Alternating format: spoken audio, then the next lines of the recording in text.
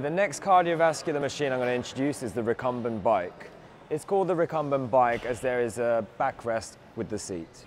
The main adjustments are your foot straps, as well as your adjuster here that will bring the seat forwards and backwards. Okay? Please sit down on the seat, put your feet into the foot straps, onto the pedals. Okay, from here I want you to just pedal just a few times. What we're looking for is a slight bend in the knee and not to have a straight extended leg or hyperextended or locked out. I think from here we can bring the seat just a little bit forward. Good. Making sure the knees do not touch the handles. How does that feel now? Excellent. So this machine is a self-powered machine. It's automatically started as you are pedaling.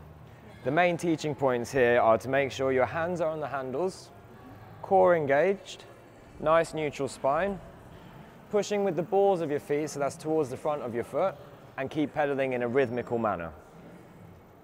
Excellent. Just keep this up. And we'll do this for another 5 seconds. 4, 3, 2, 1, good work.